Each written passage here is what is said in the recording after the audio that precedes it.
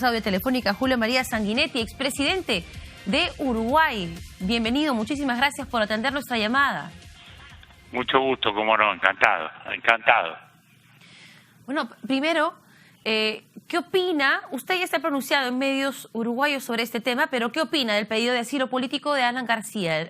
¿Debería el país dárselo? Nuestro gobierno viene actuando con prudencia, como corresponde a la tradición del país y a los criterios jurídicos que siempre ha sostenido Uruguay, que han sido muy generosos para el asilo. En consecuencia, al presentarse alguien que alega una persecución, siendo una figura pública que ha ejercido la presidencia, etcétera, ofrece instantáneamente el amparo y luego vendrá la etapa de dilucidar los elementos para ver si otorga o no definitivamente el asilo. O sea, son dos cosas distintas, ¿no? Porque a veces con imprecisión de lenguaje se dice Uruguay otorgó el asilo, Uruguay no otorgó el asilo. Uruguay acoge al quien pide el asilo, le da el amparo sustantivo que corresponde a eso, mientras procesa el tema.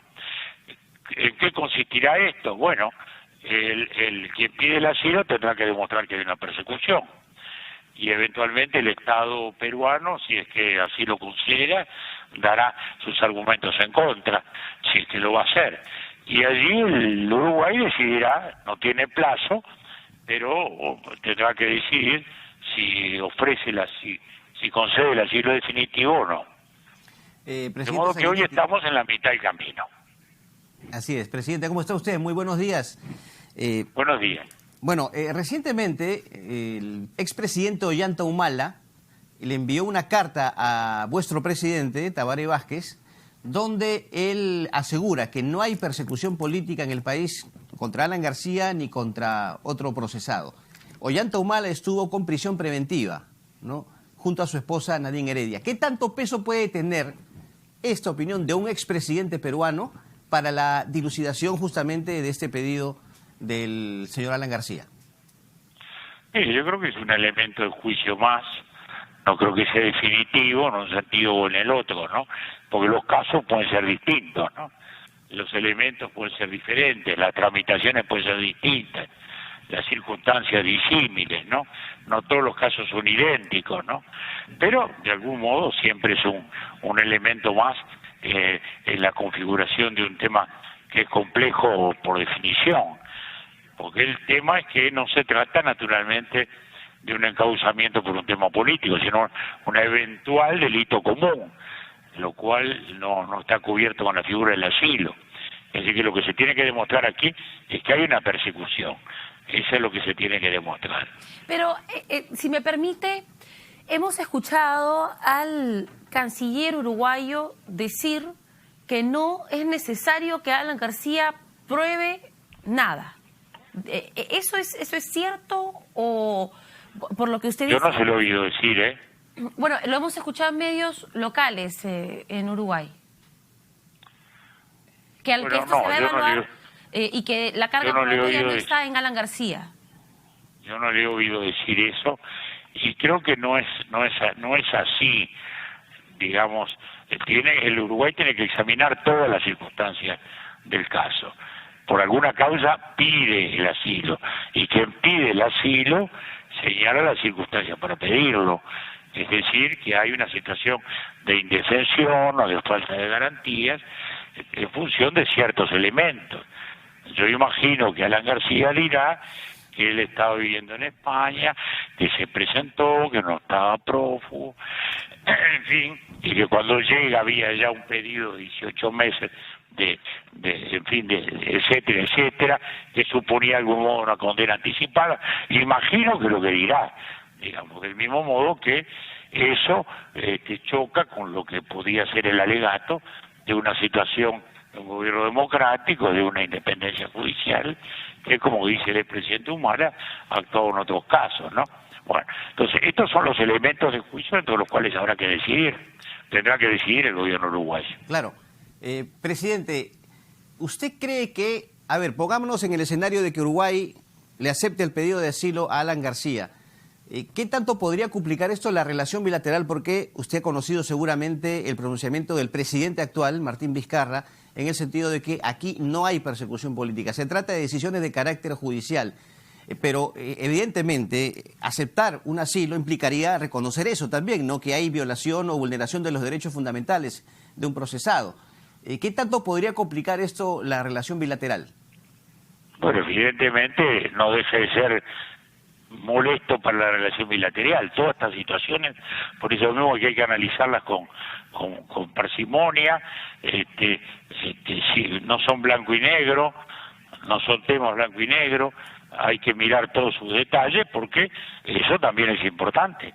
La relación de Uruguay con Perú, además es una relación muy amistosa, muy tradicional, que hay que preservar, ¿no? Naturalmente, que todo el mundo tiene interés en preservar. En cualquier caso, conceder o no el asilo no significa desconocer tampoco la naturaleza democrática del régimen, puede significar otra cosa, ¿no? Porque aún dentro de un régimen democrático puede haber episodios más allá de la legalidad, pueden ocurrir, no digo que sea el caso, ¿no? Pero digo que en teoría pueden ocurrir. De modo que hay que ir con mucha parsimonia.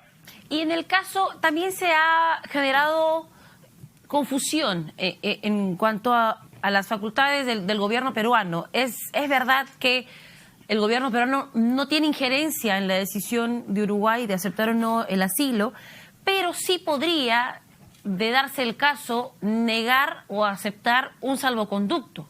En su opinión, ¿el Estado peruano está obligado a aceptar un salvoconducto si es que se le da el asilo a Alan García o no?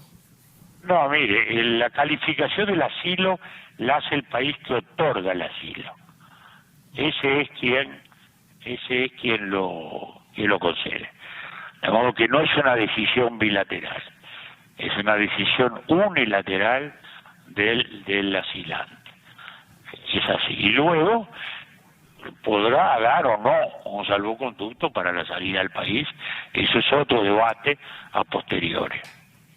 Claro, pero de acuerdo a su experiencia como presidente, señor Sanguinetti, en este caso, de acuerdo a los tratados, con relación a la pregunta de mi compañera, ¿está obligado Martín Vizcarra a darle el salvoconducto?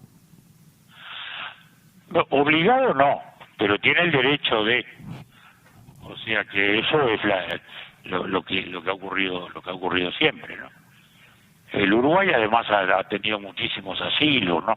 Nosotros dimos asilo, recuerdo, a un general que era ministro de Defensa de Paraguay cuando vino el golpe de Estado, muchos militares venezolanos de un lado y del otro en los diversos momentos, y más lejos en la distancia, casos de políticos, ¿no? O sea que ha habido muchos casos, aún muy recientes, de ese tipo. Naturalmente menos polémico, acá se trata de un presidente, ¿no? Entonces, naturalmente esto genera un revuelo de otra magnitud. En este caso, el presidente peruano, si es que se negara a dar este salvoconducto, ¿estaría en violación de algún tratado internacional, de algún acuerdo? No, el Uruguay es quien va a manejar el tema del asilo si eventualmente lo considera. Presidente Sanguinetti, el Uruguay firmó el acuerdo de lucha contra la corrupción durante la 8ª Cumbre de las Américas, una cooperación muy importante. Esto, de alguna manera, podría ser una especie de, factor que puede influir también en la decisión del presidente del Uruguay, tomando en cuenta que hay investigaciones aquí en el Perú por casos de corrupción. Y justamente la materia fundamental de ese tratado fue eso, la lucha contra la corrupción. Yo acabo de señalarlo. Acá la acusación es por un delito común, y los delitos comunes no están amparados en el asilo político, que refiere a la falta de garantías con relación al juzgamiento, ¿no? O sea que es un encauzamiento que sería por un delito común. O sea que sin ninguna duda es un factor a tomar en cuenta, no hay ninguna duda. Se ha también hecho la diferencia específica, ¿no? Que se le está investigando por un delito común, pero aún no está en calidad de procesado. ¿Esto sería irrelevante para usted en la materia o sí tendría un factor No, tiene, para hilar fino? bueno, ahí justamente yo supongo que es el alegato que está haciendo quien pide el asilo, y es que considera que es lo que ha trascendido públicamente, ¿no? Obviamente, ¿no? Yo no he hablado con él ni sé cuáles son los detalles que alegan él en el asilo, pero lo que es evidente que lo que estaría alegando es que a primera vista, prima facie, como se dice habitualmente, la requisitoria se hace ya con una especie de prejuzgamiento, y que el pedido de 18 meses de no salida del país significaría ya una especie de condena anticipada o algo por el estilo. Supongo que por ahí vendrá la argumentación, pese a que no haya aún un encauzamiento, o sea, un procesamiento. Presidente Sanguinetti, y bueno, hay quienes opinan aquí en el Perú y también he escuchado a algunos parlamentarios básicamente de su país señalar que, bueno, el otorgamiento de un asilo a un investigado por un caso de corrupción podría ir en contra de la tradición democrática del Uruguay. ¿Usted está de acuerdo con esta posición? Bueno, mire, son todos argumentos que se vienen haciendo y eso no hace al tema democrático, hace otra cosa, digamos, ¿no? Hacer de la aplicación exacta del derecho, digamos, ¿no? O sea que el tema, vuelvo a decir, estos temas se hacen muy polémicos, se plantean en blanco y negro y no son blanco y negro, digamos. Hay que ubicar con serenidad todos los matices del caso, ¿no? ¿Verdad?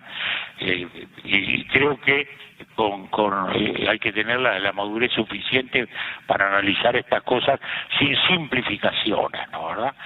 Que es lo que, bueno, uno hace cuando mira estos temas que siempre se han considerado en nuestro país con mucha seriedad, y por supuesto el Uruguay tiene que estar cuidando todos esos elementos, ¿no?